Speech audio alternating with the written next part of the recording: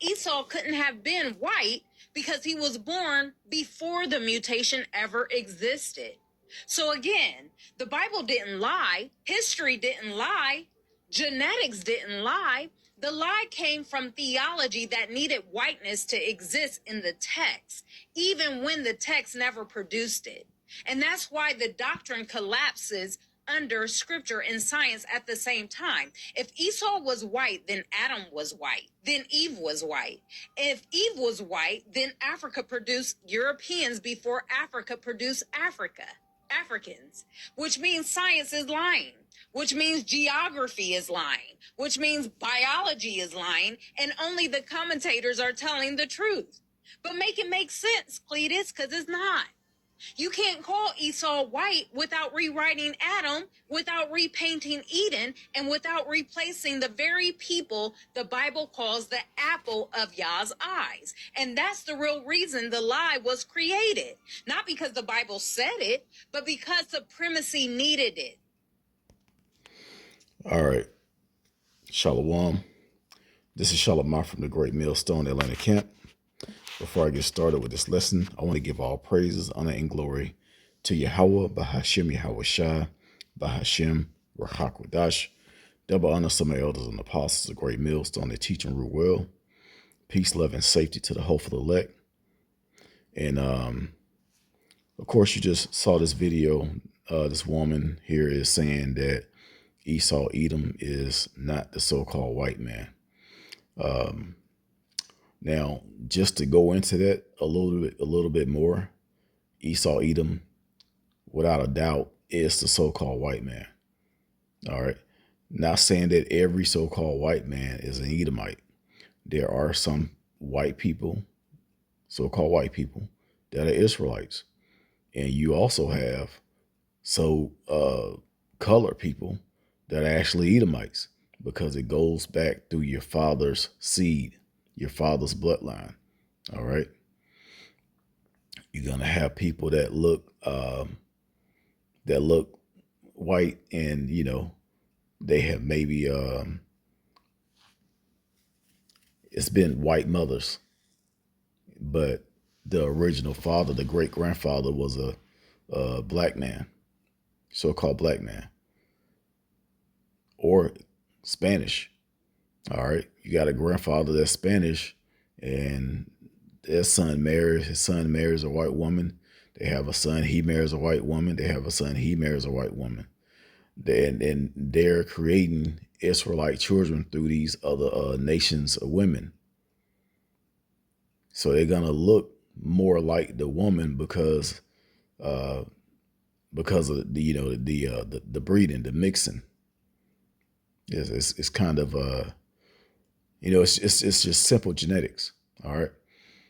So that's why we don't say every single white person is an Edomite. That's not true. It goes back to your father's line. It's just same thing. Every so-called Negro, Latino, Native American that look like they're Native American and Negro and Latino, just because they look like that don't mean that they are an Israelite. It's through the Spirit, and the scriptures say so. It says the Spirit beareth witness that we are the children of the Most High. All right. So the video you watch, that someone that she calls on Yah and Yeshua, first of all, you already going off by the wrong names. And, the Lord just deprive you of knowledge. As a matter of fact, let's go to the scriptures. And I'm going to start out with this Job 39 and 17. It says, because the Most High had deprived her of wisdom, neither had he impaired her to understanding. Okay. So, of course, you probably, I believe she was kind of, I don't want to say the wrong thing, but something's, I've done a lesson on this particular woman before, because she was going off saying something else that was incorrect. And by us being prophets and the teachers and having the 100% truth, we have to go back and dissect these things and bring them out with correction when they're put out incorrect. Of course, I'm not going to probably get as many views as she got, because she has a lot of followers, but she's destroying people with this madness. You're now trying to tell people that Esau Edom is not the white man. So when we go out and teach, someone that may be interested, may have a problem with that because they listen to somebody like her. Okay, so she may have read a few things, comprehended a few things, but then again, you're going against the truth. You're going against the truth. You're already going, like I said, the name that you call on is already incorrect. You going out trying to teach being a woman is already incorrect. All right. Show me in the scriptures where there were women teachers that taught men. Now you had some women that the Lord used in the scriptures, but you didn't have women that were overseers. There were no women bishops. There were no women teachers. There were no women priests. All right, those were men roles. So first of all, stay your place. But of course, in this particular world, this world that we live in, they're not gonna do that. All right, so you're just gonna have you're gonna start seeing the Lord bringing judgment on these people, because the truth is always gonna be the truth. All right, and the Lord is gonna start moving these people out of the way. So we're just gonna go through some simple scriptures. We're gonna start with Genesis 25. In the beginning, where Esau was born, it was two manner of people, two totally different people, two nations. One came out red, one looked like everybody else, which was brown. All right. And when she says that if Esau was white, then Adam was white, then this person was white, then that person, that makes no sense. And she's talking about before the mutation. What mutation? What mutation is in the scriptures? The only mutation in the scriptures is when Esau came out red and hairy, and and made a nation of the Edomites. That's the only mutation. And when you look today, those are the only people that it's a lot of them, because you have you have the Russians, you have the French, you have all of Europe. Then you got the Edomites, the so-called white people over the United States. All right. So they're everywhere. It's a lot of them, But then again, Israel was a small nation as well, starting out. You had Jacob and Esau in the beginning, and those two created huge, a large. They say the scriptures say Israel is as the sand of the sea. It's a lot of Israelites, just like it's a lot of Edomites. All right. So yeah, those were the progenitors of these races or these nations. So let's start with Genesis 25 and 25, just real simple. It says, let's go to 24. No, let's go back 23. It says, and the Lord Yahweh said unto her, and the name is Yahweh. You can get it from the Paleo Hebrew. You can't get Yeshua out of the Paleo Hebrew. And Yah just means he. Yahweh means he is. Yahweh Shah means he is deliverer, or he is savior. All right, so that's the correct names, and you can get it out of the Paleo Hebrew alphabet. But it says, and the Lord Yahweh said unto her, two nations are in thy womb, and two manner of people, two nations of people shall be separated from thy bowels, and one people shall be stronger than the other people, and the elder shall serve the younger. All right. So you got two different nations, right? And one's going to be stronger than the other. One is going to be stronger than the other. You can look at today's sports, boxing, everything, music, entertainment, and see who's dominating everything.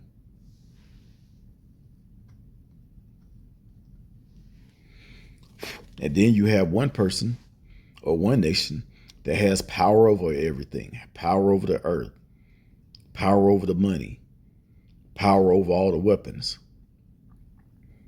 So you got one person that's strong physically, and you have the other person that was given the blessing of the sword, which is weapons, and the fatness of the earth. And we're going to get that in Genesis 27.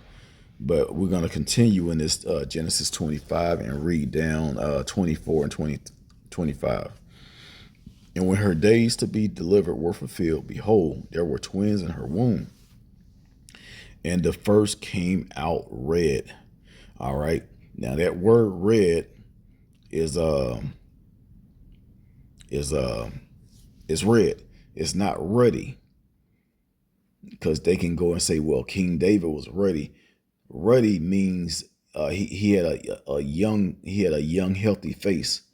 He had a young countenance about his look. That's all it means. It doesn't mean he was actually red. Now there are definitions where ruddy means red, but in this case with King David, it says that he was ruddy. He was red. He wasn't red. That's when he was young. All right. We're not gonna, go through that right now. I just wanted to clear it up because, they associate this red with ruddy, and it's incorrect. But it says all over like a hairy garment. So he was red and hairy. And they called his name Esau, which means wasted away. Why was he wasted away?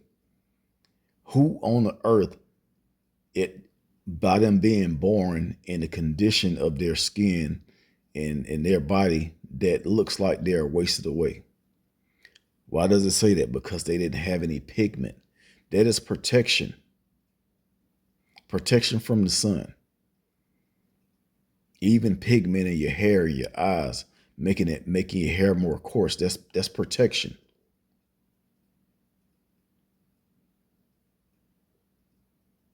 I was talking to this white guy, and he was telling me how he was out in the sun, and he actually caught a blister on his forehead, and he had to have surgery because it popped.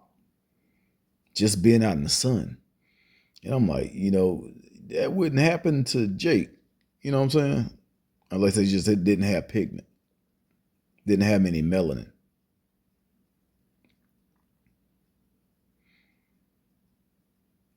So that's why that name is wasted away, is he. That's the meaning of the word Esau. As a matter of fact, let's I think I got the blue letter. Yep.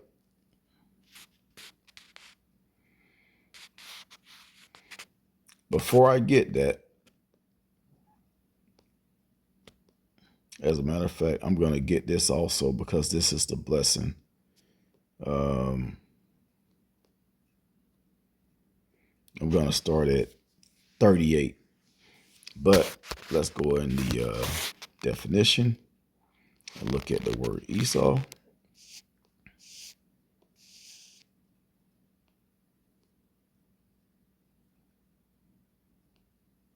It says Esau equals hairy, eldest son of Isaac and Rebekah.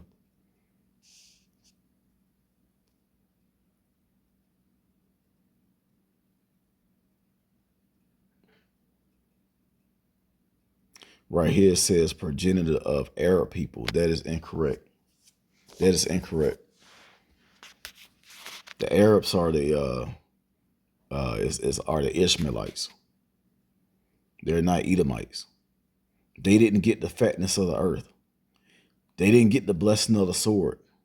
They don't have the Israelites in their possession And we're going to get those scriptures also in Ezekiel 35 and 36.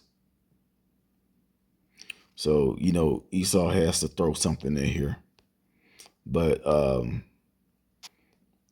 that word is Ashashua, and it means wasted away as he in the Hebrew. And it's not down here. So let's go back.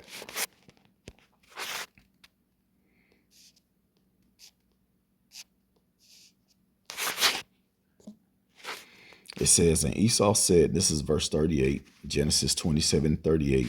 And Esau said unto his father, hast thou but one blessing, my father?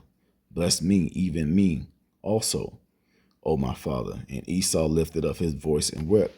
And you already know that's the spirit of, the so-called white man. All right. They're competitive. And when they don't get their way, they will whine and cry. They're sore losers. And you can tell that by looking at how many of them carry these Confederate flags. When a Confederacy lost the Civil War, why are you still carrying around this Confederate flag? Because you're hanging on to that heritage, even though you were a loser. All right, that's just the spirit of this man. And I'm not just making these things up. This is just true. Okay. And you can't say it's racist because, like I said in the beginning, you got people that look white that are Israelites. You got people that look black that are Edomites. But these are the progenitors of these races, of these two nations. Okay. It says, verse 39, and Isaac his father answered and said unto him, behold, thy dwelling shall be the fatness of the earth and of the dew of heaven from above.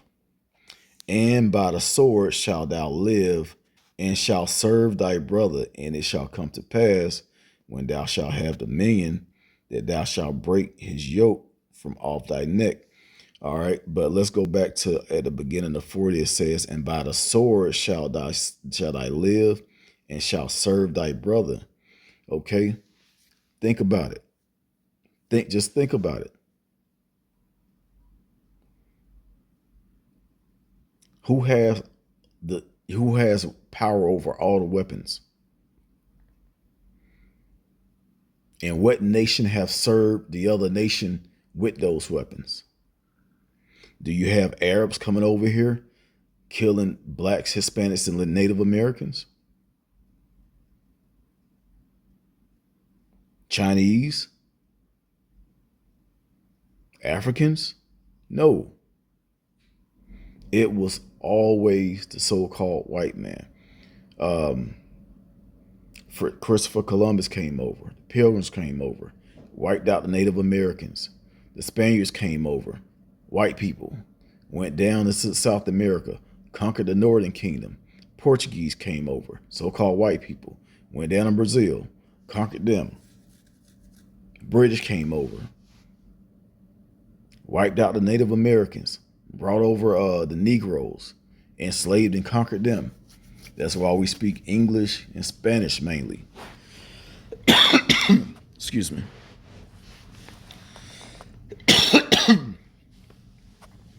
So there's no way you can break this down into something else.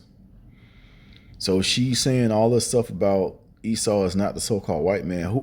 So who is Esau then? Prove that he's the Arabs through history, through the scriptures.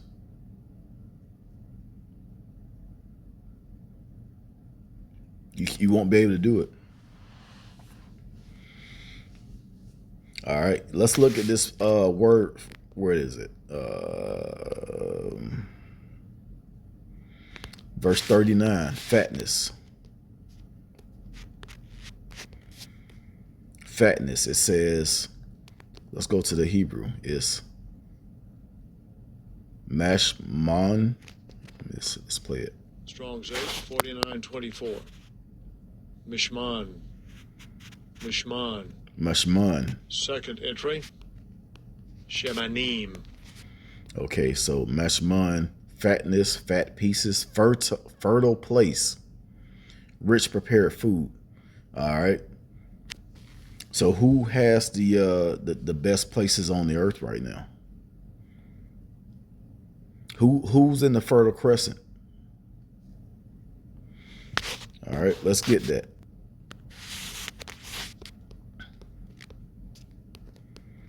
Ezekiel, I believe it's 36.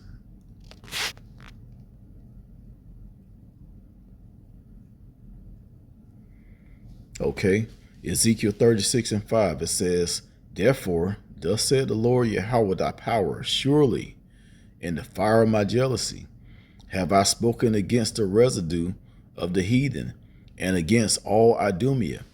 And Idumea is just a Greek way of saying Edom, Adawam in the Hebrew. In the Greek is Idumea. It says, which have appointed my land into their possession, the Fertile Crescent, the whole land of Israel right there.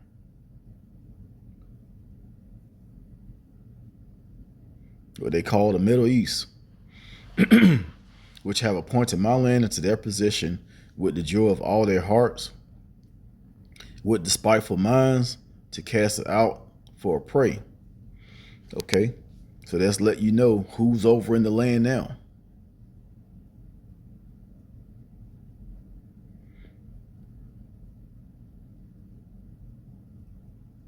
What you gonna say is the Palestinians? They getting destroyed over there by those Idumeans. And by the way, those are Edomites, but they're from Amalek, which is the grandson of Esau, Edom. All right, and we call those the ones that, you know, we call them the small hats. That's what they wear. That's who over there in that land. That's who's going over there and terrorizing everyone in that area. And this is just facts. All right. It's just facts.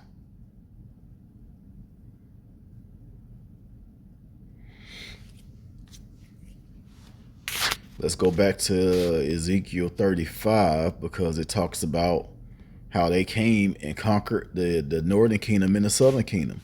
Ezekiel 35:10. It says, because thou hast said, these two nations, the northern kingdom and the southern kingdom, and these two countries shall be mine, and we will possess it, whereas the Lord was there. That's talking about, this is still talking about Esau, Edom. Let's go to the top. Son of man, verse 2, set thy face against Mount Seir, and also Seir means hair. And who dwelt in Seir? Esau, Edom.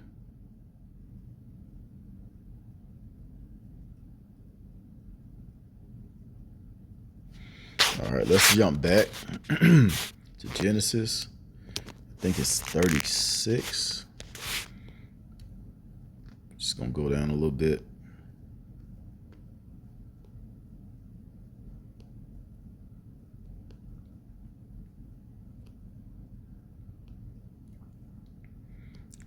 Genesis 36:8. It says, thus dwell Esau in Mount Seir. Esau is Edom.